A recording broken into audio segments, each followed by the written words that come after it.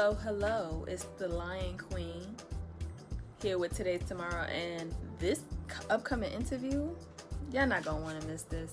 This is between Trevor and Akosua Cassaberry, and they got some really dope things to say as far as knowledge and sharing their experiences. So don't forget to like, comment, and subscribe, and let's get to it.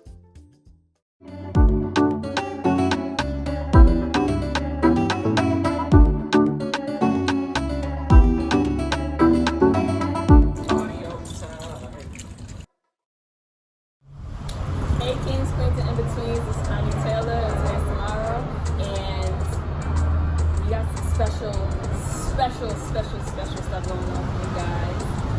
I want you guys to introduce yourselves.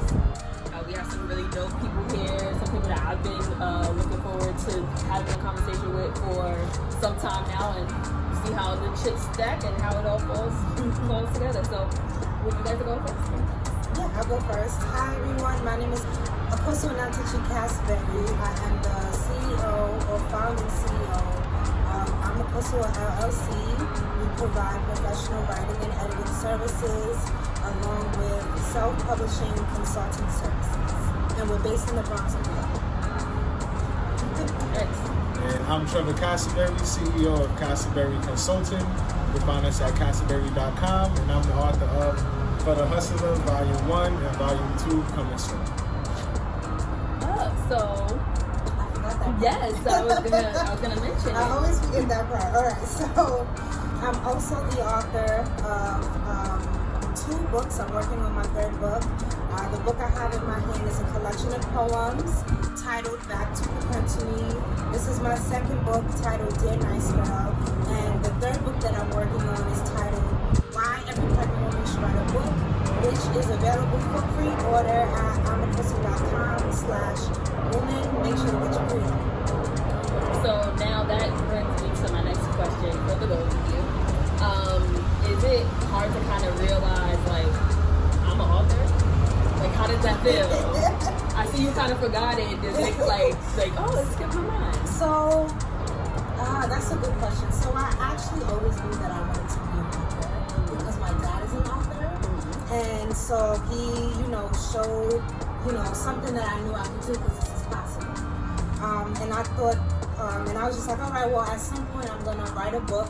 And I decided 25 was going to be when I was going to write this book. So this is actually it started as my senior thesis project in college. And then once I got fired from my job while I was pregnant with Maddie, I was like, all right, I think this is a good time to write a book. So I found my senior thesis project, and I just worked on it, and then found an editor and everything, did my research on, self-publishing, and I actually wound up publishing at the age of 24, a year earlier than the year that I thought I was going to publish it. So then for Trevor, once he saw me write a book, then he was like, oh no, I could write a book too. But not right away though. When she first wrote her book, I still wasn't thinking about writing a book. But eventually, it just came down to like a business perspective. I had a lot of people who wanted to book consultations, but they just wasn't ready yet. And it was like, if they're not ready, they definitely not going to be willing to spend the money that they got to spend for a consultation or to, start the business. So it was like, all right, let me write a book, but, at least they could get all the information they need right in their hands instead of, trying to get them to download videos and all that. Right. And then it ended up, being a good play because it definitely enhanced business. So do you kind of forget that you were author sometimes too? I used to, because I used to even say I still don't consider myself a writer. So that's the thing. He says that all the time. Yeah. I'm an author, I'm a publisher, but I don't consider myself a writer. I don't, sitting down and writing. he's actually a really good writer. Right, I don't know. I know how to write a good paper. So that, this book was almost like... That was a commodity back in the day in college. You had to find the person that did the good writing. I mean, luckily I was already, but, I knew people that was paying people money, good top dollar, to write papers. I didn't write as many papers as most of y'all. Because remember, I'm an engineering major, and I chose electrical engineering because it was, I knew it was going to be the least amount of papers read and all that stuff. More hands-on. Yeah, I didn't write no papers for no engineering class. It was just research projects. So I just know how to do research, support my claims and all of that stuff. So that's kind of how this book came together. Okay. So you pretty much, just for the people who don't know, explain a little bit about For the Hustler, and what your overall, what was the intention behind it? So the intention behind the book is really to give you that spark that you need to say, I'm ready to start planning my business. That's it. That's as plain as I can get it. But obviously, different people need different things. They need to hear and see different things to feel that spark of motivation. So with Akosua, we had wrote out like different book concepts that she was going to have for our clients, and one of them was a motivational quote book. So when we came up with the concept, that was one that I saw like, okay, I could do that. So it's 50 quotes. Each one has an associated passage that kind of explains the backstory of the quote, and then it's an open page for you to write, whatever thoughts spark from that. So it's just like anybody that needs to hear, some backstory about business, and so they feel more comfortable and ready, there's that in the book. If it's somebody that don't know what to sell, the book kind of shows you, what resources and skill sets around you that you can sell. So it also has, let them know that it also has resources as well. Right. And then lastly, each quote, so all 50 quotes come with an associated business, their website. So there's 50 black-owned businesses in the book, just so you get there's some people that I ran into, which I even explained in the book, black people who felt like I was, above my head, trying to convince a lot of other black people to start businesses, feeling like a lot of people in our community wasn't ready, or this, that, and the third. So I'm like, I'm going to use the business to shut them up. So here's 50 black businesses. Right. And most, already and most of them are not like some big, giant business or like that. Most of them is startups. Some of them is middle tier businesses. Some of them are high up to others. So like one of the guys that was in For the Hustler one, Green Regiment. When I first found him, he was selling his own protein online and just had a few t-shirts that go with it. He said Green Regiment. Now you go to his site, he's the #1 vegan protein in Men's Health magazine. The other day, exactly. He got people selling for him like the time and like, okay, you sell. All of that. So it's just like for anybody that ever doubted it based on some black businesses can't do XYZ stuff, and shut them up. Anybody who feel like they don't got what it takes to sell, it gives them the resources for that. So that excuse is gone. And then anybody else that just need a spark, like to realize, okay, I can do it too. You got all of that in there too.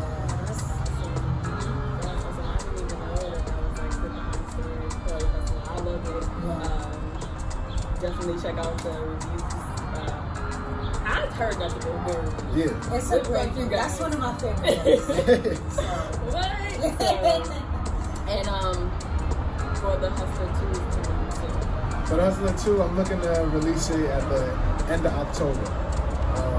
I may go for the 31st just because I know people will remember that date.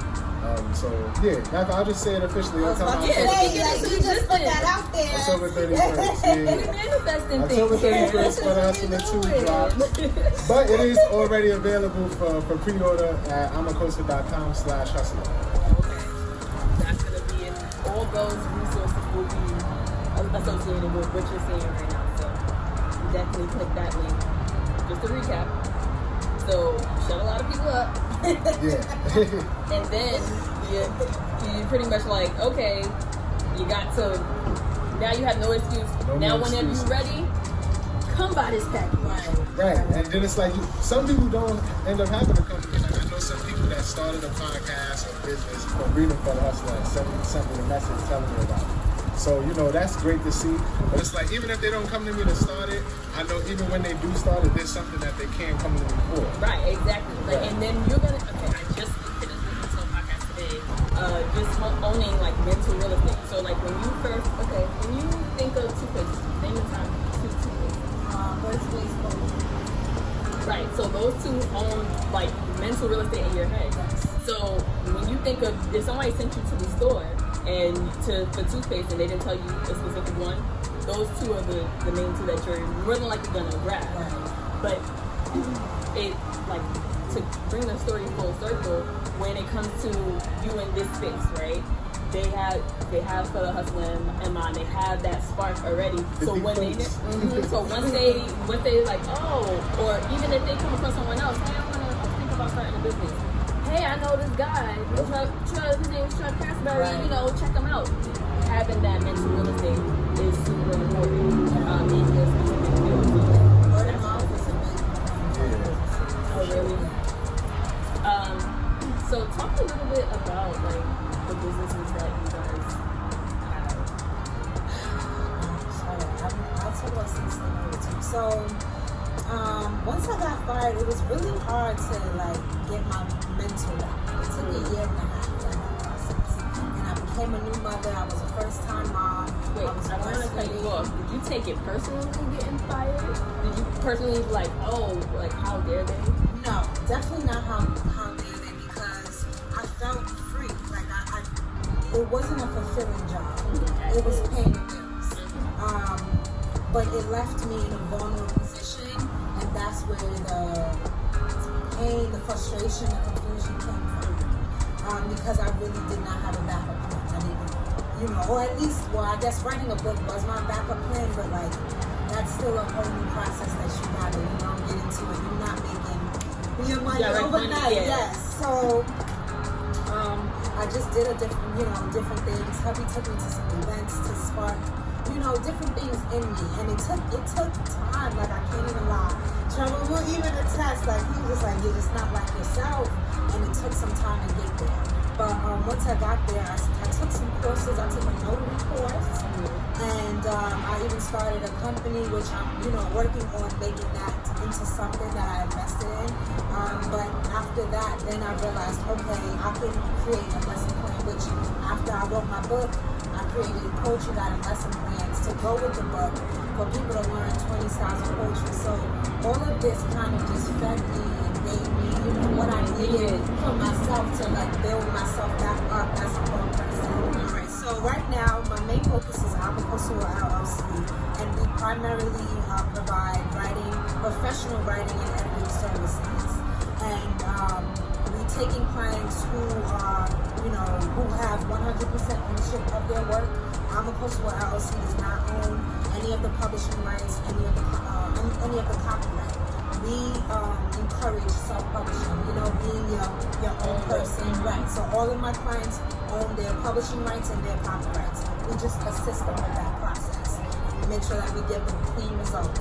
And then what else? We also provide self-publishing consulting, and that actually leads me to, this is one of my clients. Her name is Yemisi. She's a Nigerian American writer, but she came to me for self-publishing advice and not necessarily my writing. But then I have my other two clients, and these are all poetry. Poetry is my favorite subject. But yes, this is Evelise Namaste, and this is Cito Blanco, and they came to me for writing, editing, and self-publishing consulting. Specifically. So we cover all of those areas. We do resumes, cover letters, we do ghostwriting, we do, what else am I missing?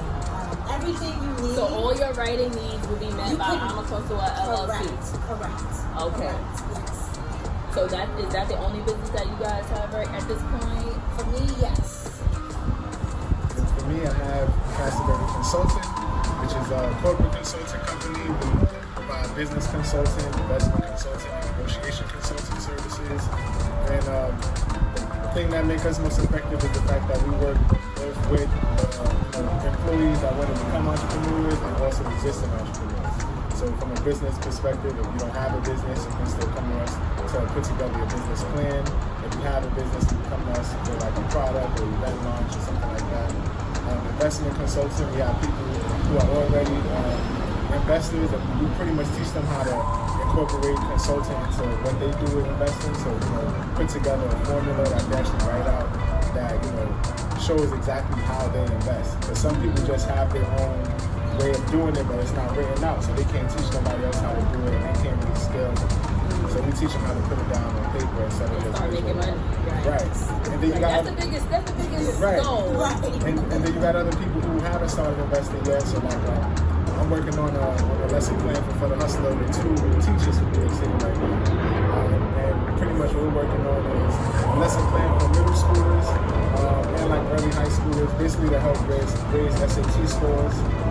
And the main thing we're using It's something that I learned from Dr. Chris Under from Columbia called reality pedagogy, which is pretty much using your real life scenarios and how you learn. So that's the best way. Right. That's the way you don't remember it. Right. Because I actually lived through it. So the math questions, the English questions, the writing questions are all, related to stuff that they would have, dealt with in real life. So it's not about, a guy walking into a supermarket getting 53 pineapples and stuff like that, And so Other trifling questions. Right. Have you ever taken a test and be like, is this realistic?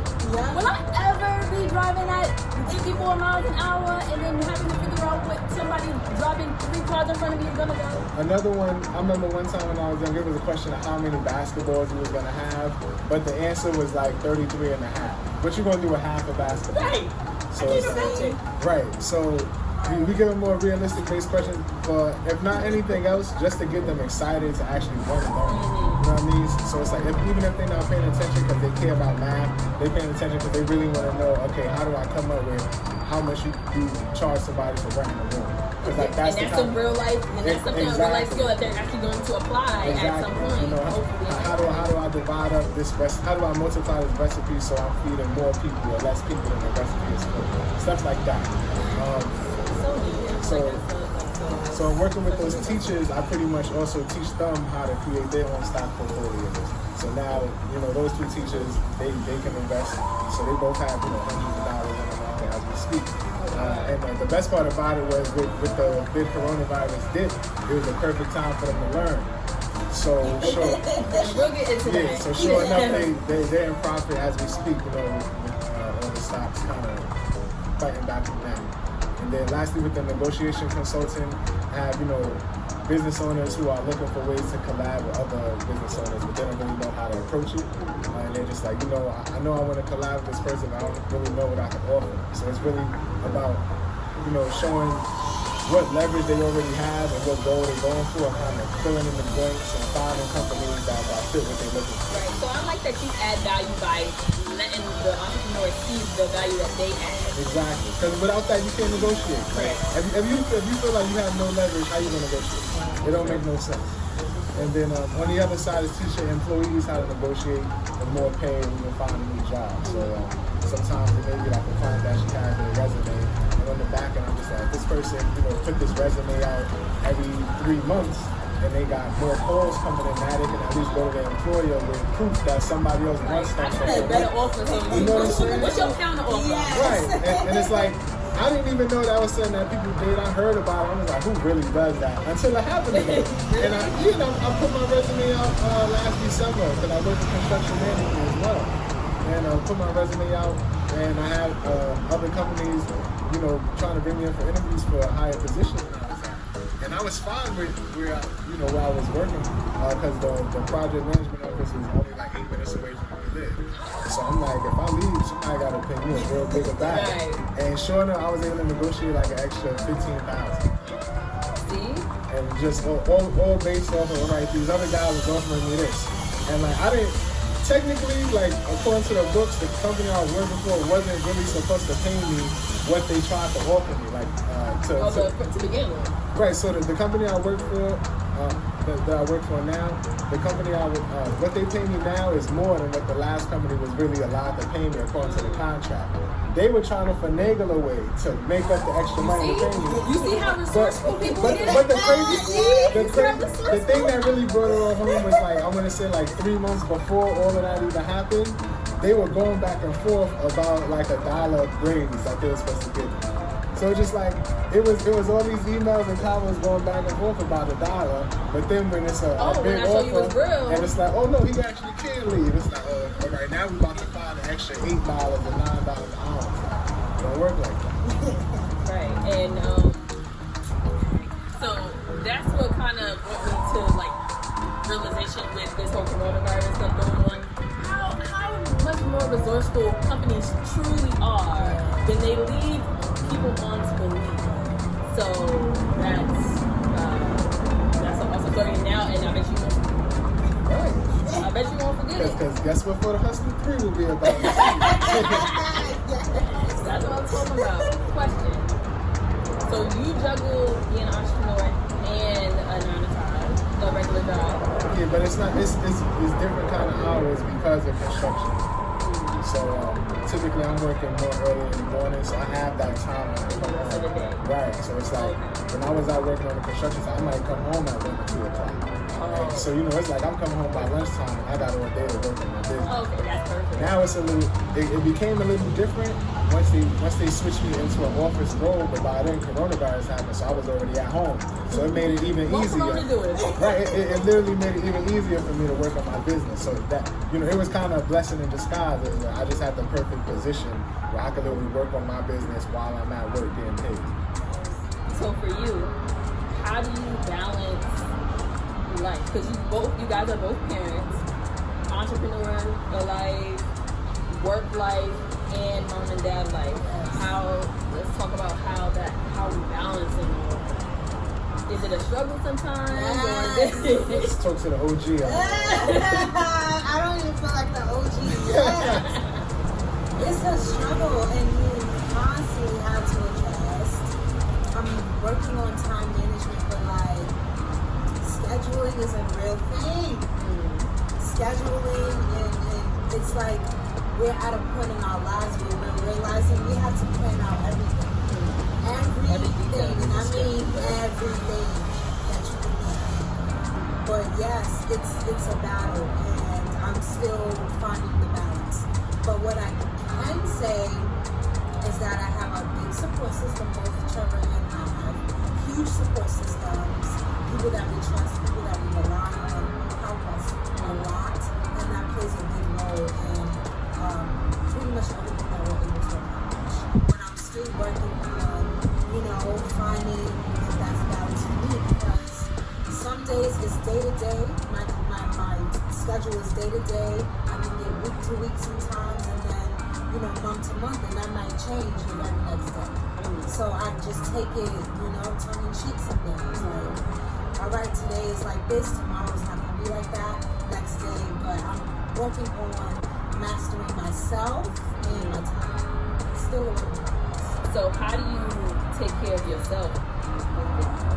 Oh, I prioritize myself. Okay. I prioritize myself, and you have to. Both of us. We have to prioritize ourselves because I still gotta take care of me too. Right, because if I'm not the best me, I y'all can't get myself after that way. Right. And it's really important for us because Maddie's so young, and so these are the moments where she needs us to be our best selves, as close to it as possible. And so we already know we have to take care of ourselves. It's important. So our mindset is put ourselves first.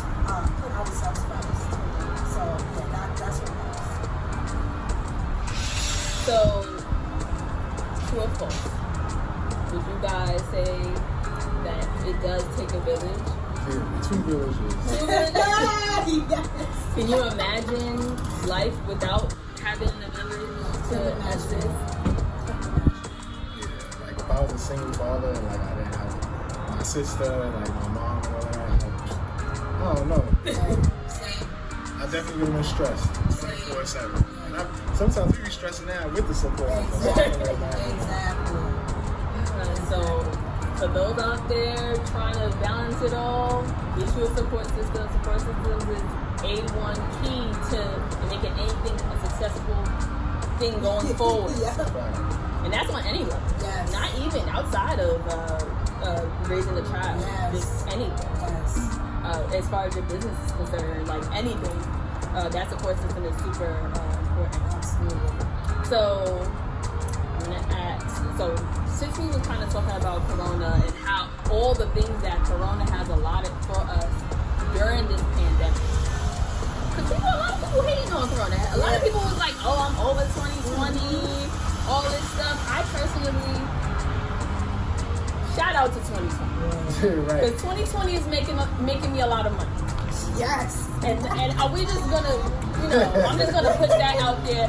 Aside from me being able to physically move, it's allowed me to, be at one piece, trying to figure it out, piecing together things that wasn't before, eliminating a lot of the distractions as far as work, 9 to 5. Once you're out the rat race and you're just like sitting, you're like, What am I doing here? Like, how many hours of transportation can you not be productive with? Hello? You know what I mean? Hello? Because there's people that really travel an hour. Like, we live in a city that's 24/7 transportation, but it still takes you an hour to get to there. Yeah. Like, most people don't live 20 minutes or 10 minutes away from the job. Exactly. Right. So eliminating that time, making, and again, kind of reiterating about how companies are a lot more resourceful than they lead you on to believe. They could have been working at home. Now those meetings. Oh, why you can't emails. come in? Why you can't come in today? We need you to come in. Oh, but now because of the pandemic, you can work from home. We'll have the meeting virtually. Right. Hello. And how many of those virtual meetings even became emails after? Right. Because they know, okay, you know, we We don't actually even feel like need doing all of that. this. Like, y'all cutting so many corners is making it so much more convenient for the everyday. And it's like, we didn't need Corona to do this. And the other thing I'm thinking is, if somebody could have really came in and showed them the numbers, like, hey, you guys will literally cut your expenses and get more productivity if you let everybody work more, and just showed them the proof, companies would have did it. Like, not everybody. Nah, not everybody. They would have waited for like somebody else to succeed and like, okay. But like somebody would have did it and been like, oh, I'm keeping all of this money. Like, and all in all, the proof is in the pudding. And I feel like it took for a pandemic. It's sad that a lot of people had to lose their lives. However, I'm grateful for this pandemic. 2020 is not over yet, but it's so much more, and there's so much more to come. But I'm glad that I see people realizing this every day. Like, I could have been doing this. It was not easier all this time. Even down to simple things like, for instance, beaches. You know how they got the coupons, you gotta clip it out, and and then if you miss that coupon, you don't get the sale. Right? Oh, pandemic! Oh, it's already on the card for you. You don't have to worry about it. So y'all have been doing this whole time. So y'all banking on people not clipping the coupon so they pay full price. So now it's opening people's eyes and making people more aware of what y'all really are capable of, even as far as how much money y'all got in your pocket. Okay, so y'all can earn more money. Stop playing. Now we're gonna move on to a segment of the show where I call it "Don't Stop, Let's Rock, Let's Work." Shout out to Diddy. Diddy, don't come for me. I know you. Your ways. We're not gonna get there. But I can't pay you. I don't got Diddy money. No. We're gonna start with "Don't Stop." I want you guys to give an example of a time where you wanted to stop. You have to persist. So, Akosua, you wanna speak? Sure. Okay. So yes, I wanted to stop when I felt like I wasn't improving as a salesperson. That was one of my biggest insecurities. Was I didn't feel like I knew how to sell. And then once Trevor published his book, well, let me backtrack. I was making back to the printed box sets, and so I had a hair box, I had a face and skin box, and then like a combination of them two. I didn't sell my one box. Okay? And I was just like, oh my God, like, what is going on? I'm not selling nothing. I'm feeling discouraged. And I'm like, I don't even know if this is what it's about to be about. I want to do this. And Trevor's, he gonna be, listen, you bugging. Calm down.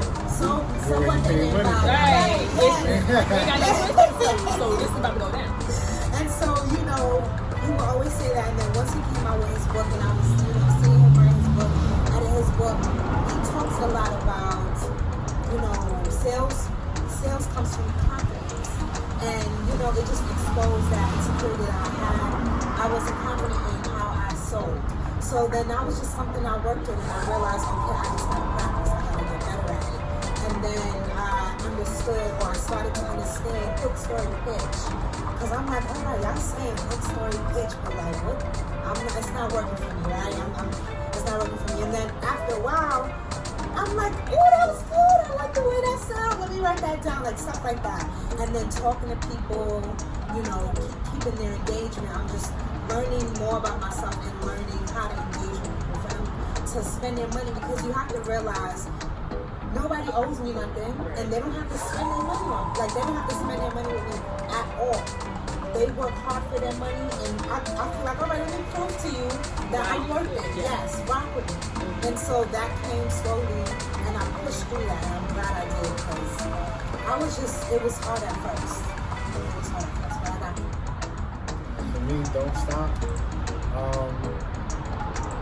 Well, all right, so in college, when I was originally an electrical engineering major, right? I graduated with electrical engineering technically, but with electrical engineering, the hardest class I took was electromagnetics, right? And one, obviously the content hard, right? Because it's a name sound hard. And then two, the professor was just like, this dude who used to be an engineer in the Israeli army or the Israeli Navy. So he cut nobody no slack. And the first, I had to learn this in a box and all distractions, and so you could find it out. I had just transferred to University of Akron at the time, so this is my first class that I'm taking on the campus. We walk in, it's a giant lecture hall. This is my first time on a big campus and all of that. And the dude, he lets everybody sit. He says, my name is Nathan Ida. I'm a professor. I'm the one who wrote the textbook. And then you look on the textbook, and then he goes, just so you know, I'll just put it out here now, my exams are very difficult. I make them that way because my biggest pet peeve is when people have the right answer on an exam and they have too much time and they change the answer because they get nervous. So I make my test so hard that most of you will not be able to finish my exams in one period.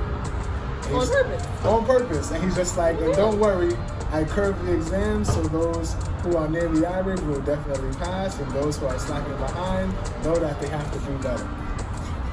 And then he began the lesson. Intro. That was it. And then mic drop, and then you have to stay till after the lesson, and then he handed out the syllabus because he's like, well, you should have printed the syllabus out from online, but I have printed out syllabus that'll be here after I'm done with my lesson plan. So it's like I foresaw you guys not printing the syllabus. So it was between that class, because I passed the first semester of it. I think the second semester of it, I got like a D or something like that. So I was struggling real bad. And then I took a computer programming class, and I never cared about computer programming. I wanted to be an electrical engineer, designing electronics, or electrical design. I did not care about computers. But I had to take this computer programming class. I took one in Vermont, got like a D. I got struggled. I had to retake it in Akron. Got another. I don't know if I got a D or an F, but either way, I had to retake it regardless. I needed a C, and I had to retake it at City College over the summer. And I'm like, God damn, like this is more money. I'm a lifeguard. I ain't even really got a good internship and everything. And it got to the point, literally now, it had been to like the third time that I'm taking this class.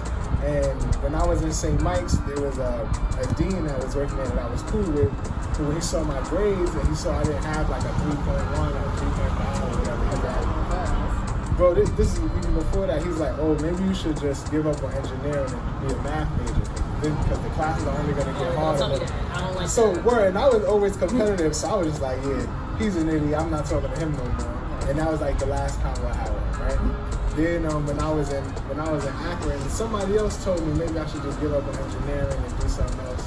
And I'm like, yeah, this person's an idiot. They don't know what they're talking about. Like they used to talk into one of the source students. And the main thing I knew about college was if you outlast the rest of the kids in the class, that means you're doing something right. So when I was outlasting a lot of kids, because some kids are dropping off like flies. It was just dropping out the class. Right. Yeah, this is tomorrow. So it got to the point I took the class over the summer, and Akosua even got to the point because I'm sitting there complaining about the class, and she like, bro, maybe you should just give up on engineering. And I'm like, what? Yeah, you too. And after that, it was just like, all right, I'm about to just walk into this new office hours, and I got to do whatever. I'm just looking right in his face and asking, what do I got to do to get a seat? Right. Myself, you was complaining to me about that class. Right, I know, I feel you. Change your major. Right. But it was just here, man. I'm like, nah. So I walked in the door, but I'm like, listen, what do I do? What do I got to do to get a C in this class? Because that's what I need, as an Asian professor. And he's like, listen, X, Y, Z. He literally lays it out for me. I'm like, all right, every day after class or before class, I'm gonna come to your office for an hour and work on it in front of you. So at least if the stuff wrong, you know I'm actually doing it. And he started giving me bonus points and brownie points and stuff like that for that. And I had never done that before. And that's how I ended up getting my seat. But that was like getting through that engineering major was definitely something I wanted to put at that one point, and then got through that. But once you make it, it's like it makes it Word, like nobody worth can it. tell, nobody can tell tell me me nothing. then after that. I'm a made man. Right. Like there's nothing you can tell me now. Now you can be like him. I knew you wasn't gonna bring up some of this. Right. But it's okay. I got the hustlers for you. I got everything you need. Whatever you need, I got you. I mean, I'm sure it made you more of a hustler than you were at the time. Man. So kind of to piggyback off of your answer for Don't Stop, do you feel like you guys piggyback like support both of each other? Because that's what I'm feeling. That's what I'm vibing. Yes. I've known Trevor since he was 17 years old. So we have a relationship. So the support is there. And I can tell that it's like, give up. So he's not gonna let you give up. And I feel like this competitive spirit is like now automatically bounced onto you. It's like, what you mean? Nah, you're not gonna tell these. Now we're gonna tell these. He was the one that said I gotta write a book every year. I didn't even make that up for myself. I was like, you're a writer. You gotta drop a book a year. But that's why he won't claim himself to be a writer. See, that's why. See now, you see that right there. He will never call himself a writer because then he gonna have to give himself goals like that. I'm not a writer. I'm just an author. Word. I'm just Check the books out. Right. Go check the books out, and my wife is gonna write a book a year. Right. Okay? Just set that in stone. Alright. Before we get into the next part of the segment, this came to my head, so I want to ask it. What are you guys' like pet peeves? Like, you guys have pet peeves professionally and then personally? Professionally, okay, well, one thing I definitely hate, I don't know if this is considered professionally, but I hate when people say, X, Y, and Z about black businesses. Because I'm just like, all right. Now I'm getting Right. And it's not even that. Like, you could say you went to a black business and X, Y, and Z happened. But you better name, the name of the business, where it's at. I want pictures and videos and the whole storyline. Just like I get when you go to, no, not even yet. When people go complain about MTA, they don't be like, oh, these white-owned transportation companies are awful. No, they say MTA. Right. If somebody got a problem at Popeyes, they say Popeyes. They don't say, oh, these white-owned chicken companies. Blah, blah, blah. Somebody got an issue at a Chinese restaurant, they don't say all these Chinese restaurants. They go find another one. Yeah. So I'm like, how is it that? And then when I press people like, oh, so what's the name of the business? Oh, I don't want to say because I don't want to. What do you mean you don't want to say? So it's cool to say that the owner black, but it's not cool to say who the owner is, what's the name of the business, where it's at, and all that stuff. So that's my biggest pet peeve from that perspective. And then the other side is just people that like if they got a problem and they complain to me about it, I'm willing to help them find a solution. But if I give them a solution and they turn it down, you gotta come with a rebuttal solution. You can't just be like no. Like, if you say no, then oriented. Right. Don't complain if you don't got no way to help the situation. Right. Because it's just like I could have not given you I'm not even talking about clients. I'm just like I could have not given you my thoughts and solution on it, right? I give you a positive solution. If you don't like it, say so, and then say why you don't like it or something like that. Well, maybe tweak it. Right. Tweak it. Anything, as opposed to just I don't like that. It's like, all right, well, there's the rest of my energy. You're paying for the next one. Right. Like, that's just how I feel. You will be getting the invoice after. So.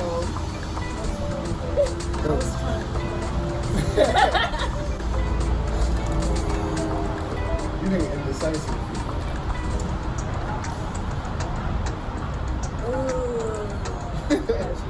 That's how I know. Because I'm like, I can't really say that because sometimes I'm indecisive.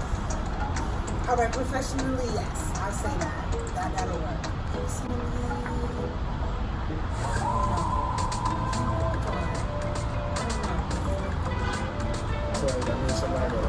Right, and then you go like, that's it right there. It's like that one nerve. That's yeah, I can't think of what's a pet peeve personally. Yes, I'm. Blurt it out. Because me, if I hold it inside, I'm okay. So let's rock. Let's rock is the time where you actually was able to have fun. Like something you actually, I hope that you guys enjoy what you guys do professionally. But outside of that, something you really look back on in hindsight, like I really had fun doing it. Okay, hopefully this is related, but I like thinking back to dancing and being on stage. And I love little clips that I'm able to go back and watch myself. The feeling, just that whole world. You miss it, so you don't do it anymore? I plan to dance again, but I'm not able to do it consistently like how I once did.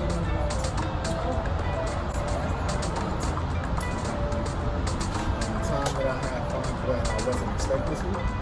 Yeah, and in hindsight, you like going into something, and it could be professional. I would say, I don't know, because a lot of the stuff that, I don't know many things that, most times I kind of give stuff a chance before I say like I don't like it. Most of the things that I don't enjoy, I probably know. Like computer programming, I know I don't enjoy that. So one time I knew I had fun and I didn't know I was gonna have like that. When I went to Bobby Stone fashion show, the Earth Day fashion show. So not the one last year, but the first one I went to 2 years ago. Because I've never been to a fashion show. I'm not really into fashion like that. The part of Bronx I grew up in, there wasn't many fly people. Like, you either played basketball or you knew how to fight, or if you got money, that didn't mean you was fly. It just mean you had money. It was a big difference. So yeah, I would say going to that fashion show because that's what made me realize, oh, like I want to come back every year. Oh, but you never been to a Bobby Stone event prior to that? Yeah, but like I've never been to a fashion show in general. Oh. I've been to a concert. I've been to a party or album releases, but I've never been to a fashion show because I never saw the like. Why would I want to sit sideshow or watch you walk by? Until I sat side and watched you walk by. And then the one he had last year had me so hyped when I was there because it was even bigger. I was like, all right, I'm gonna be in the next one. And I was supposed to be in it this year, and then Corona came. But that's all right. That means I would have been there. Yeah, I'm gonna just be in better shape for next year. That's it. That's it. More preparation for next year. I'm gonna practice my walk. Oh my goodness! Shout out to Bobby Stone. Shout out to Bobby. Every single event that I've ever been to of his is definitely a vibe. He's also a business owner. I've done a lot of business with him as far as in one of the bars that he used to own, Brooklyn Nights. Yep. Had many events there, hosted many events there. Just shout out to Bobby Stone. Shout out Bobby. All right, so last one, let's work. Okay. So a time that you got to the bag, like you felt yourself get into the bag, or like was like really in pocket. Does that make sense? Yeah, that makes sense. The first thing that comes to mind is when I got Cedar One Boys at the because that's when I was just like, oh, now I'm in here. Especially with the type of client that he was just like ready. Yeah, he was on it. So I was just like, yes, like let's go. That was to me where I felt like, okay, I know what I'm doing. And someone sees that, and it showed me the value that I feel like I have. So yeah, I would say when I got Cedar One Boys in your bag. Yeah. Can't touch on That's it. It wouldn't even be from a business perspective. It would literally be how proud I was when I negotiated this last raise. And basically, I don't want to tell the whole story because I'm really saving it for the Hustler Volume 3. Okay, that's in pocket. Word. But when y'all hear the whole story and each little key to it, y'all gonna be like, wow, he was really finessing me. You gotta finesse because they're ultimately the overall finesse. So I'm gonna finesse you for finesse. But basically, just to tell you some of the obstacles I got around, like in regards to all of that. One, I was able to get around a drug test that I knew I couldn't pass at the time, right? I almost negotiated, I essentially negotiated them almost like omitting the drug test for me and giving me a raise for it because I didn't take the drug test, right? That whole story will be in there. Then again, being able to convince them that to the point that they had to get the director of construction to call my cell phone when I told them I was leaving to another company to try and like convince me to stay, asking what the other company offering so he could try to match.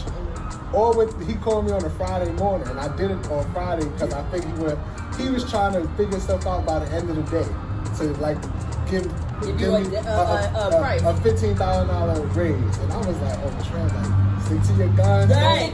So, you know what I'm saying? And then when I got to the new spot and I was able to negotiate doing certain things with like my schedule and all that stuff, or pre-corona, I was like, okay, like I'm that dude. Like I'm the negotiator here. Right. So like it wasn't even as much about getting to the back. Although I did get a big boost of income out of it. It's just like, okay, now I know how to finesse my way into what a you're bag. capable of. Because before I didn't feel I could talk my way into a bag. I could talk my way into a job. You know, eventually through business, I was able to talk my way into making a sale with a client. But now I'm able to, like, once I'm able to talk myself into contracts and stuff like that. Now, that's the ultimate bag, though. Right. Like, and communication is key. and that's where I'm at now, to the point I can like just leverage a contract through a conversation. And you know, so that's what got me like, okay, I'm not dude. And that whole story will come out in For the Hustler Volume 3, which will come in 2021. Because I'm not a writer, but I release a book every year. For the next 3 years. That's just for 3 years. That's all right. I had to renegotiate these terms. I'm not a writer. We're gonna negotiate though. We're gonna renegotiate those I'm not terms. a You can't writer. finesse us, okay? I do this for school. y'all. This not for me. Like, see, that's the thing. Writers write for themselves. You know what I mean, I write for y'all. I write for the clientele. For the greater cause, this is bigger than me. She was writing before she knew how to publish books. I was not at all. No But poems. what do you do? Like, how do you? I wasn't writing no poems, no stories. I was I'm finessing. trying to finesse you out Right. the finesse. I love it. Well, thank you guys so much for joining me, sitting down with me, providing the space in order for us to have this open conversation. I enjoyed it so much. I hope we can do this again because I have a bunch of questions that I didn't even get to. Yeah, come on. We can do this as often as we need. One question that came to mind. Why did you feel as though your life is not interesting enough to? What, in terms of writing a book? When we were setting this meeting, this discussion up, when I was like, okay, you know, is there anything that you don't want to discuss or, you know, things like that? You was like, no, my life is not interesting enough to, like, I don't have anything to hide. I get that part. Yeah. But, like, why do you feel as though, I feel like you downplay it. For you to be such a confident person, you try to downplay it like, oh, it's just nothing. I just got 15,000 more in the bag. Like, but it's fine. It's just in the daily life. So why do you feel that way? Why do you feel that way? No, one, you asked me the stuff that I don't want to talk about, and it's like I feel good about pretty much everything I do. So it's like, if you want to talk about pretty much anything I've done, I'm pretty confident in talking about it. Even if it's something that like somebody didn't like, if they press me about it, like we can have this convo. You know what I mean? Right, and that's part of the confidence. But like I did say, my life not that interesting because like a lot of people be wanting to hear the drama. Like, what's the stuff that he like? You know what I mean? And it's not really too much clickbaity kind of stuff I can really give you. It's just, you know, I'm a regular guy from the Bronx doing some good things. Right, because I remember that being one of your goals for the year, and I love that you took people along on that journey with you. Yeah. Like that's perfect. Yeah. Like showing it, not just saying, "Oh yeah, I have these goals and I accomplished them." Literally showing you, okay, these are my goals. I gotta start doing that again. And you know what's funny to do that? When somebody else mentioned the same thing you mentioned to me. So maybe this might spark it up too. He knows this and stuff. So I be in front of the camera way more go through any videos or anything like that from any year before 2020 and see how little you see a video. You hear my voice a lot. For sure. You hear my voice all the time, but you don't know what I look like. And then out of nowhere, 2020 comes, it's like, oh look, this guy on the scene. He has a ring twist. Wow. Right. So, do you guys have anything else to add? Anything else you want to discuss? What does the future look like? We kind of already discussed all those things.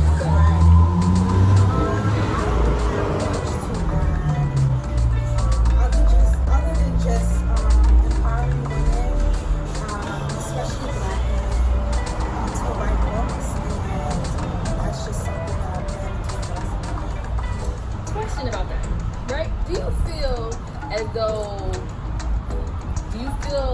though people shame other people or entrepreneurs, especially for trying to create initiatives that are specifically towards Black people? Yes. And that's such a big question. I'll say yes in short. Has someone ever tried to like guilt you? Because that's been my experience, but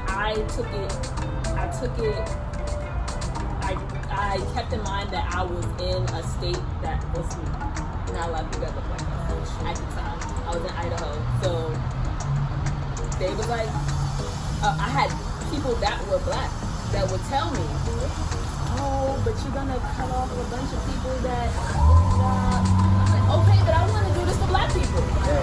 Why can't I be proud to have an initiative for Black people? Because Black people always got the short end of the stick, so why we can't have folks do now? That's a good question. And I agree. I can't even just wrap it up in like 1 or 2 sentences. I think a lot of people just don't associate themselves with Black. Like you say you was going to do something for Americans, it'd be mad immigrants that be like, oh yeah, American. But if you say Black, like the only people that would ever use Black to describe themselves are Black people. So they just like, why am I not allowed? It's like, you are. Like you are, but it's a predominantly Black initiative. It's like it's nothing wrong with it. It's nothing wrong with it. It's just, a different culture, a different experience, and it should be celebrated all the time. Oh yeah, that's a great question. That's a big question. But it always comes from people who are not doing what you do. Like, imagine you said you was going to create an event for Black people. Nobody who already creates events is going to be like, well, why is it? They're just going to go create an event for whoever they want. And it's just like, it'll be times like, why don't you do this for these people too? Because I'm doing it for these people. Right. And I feel like a lot of people, and I've been on the other end where people have gotten that feedback, like, oh, why are you doing the Black initiative? And then changing their scope to fit these people in when your first, the inception was for predominantly certain group of people. Don't ever change your thoughts or your ideas based on outside opinion unless there's no reason to. And be different. I can't even say unless nothing. Yeah, be okay with being different. Right, like having that confidence in your ideas, because a lot of people will try to like switch it, and then it'll never work out because that's not true. You're not. And then you cease being authentic to yourself, and then you won't be adding as much value as you initially would have because now you switch your scope. Yeah. So thanks again, guys. Tell them where they can find you. Okay, so again, my name is Trevor Cassaberry. I'm the CEO of Cassaberry Consulting, which you can find all the business, investment, and negotiation expertise you need at Cassaberry.com. My book, For the Hustler, is available when you book a consultation, or you can get it on its own at Akosua.com/hustler. And at that landing page, you can get book 1 and book 2. And Instagram, you can find me at Don Travolta. My business is at Cassaberry Consulting, and the book is at @4_the Hustler. Yes. And yes, everybody, my name is Akosua Cassaberry. You can find all of my books at Akosua.com. Specifically, you can go to Akosua.com/women. I'm on IG at @I'm_Akosua. As well as Twitter at @I'm_Akosua. You can find my Facebook group. It's the I'm a Writer group, and we talk about everything related to writing. We have a nice little small community where we go and share our experiences. Thanks again for tuning in to Today's Tomorrow, and we'll see you in the next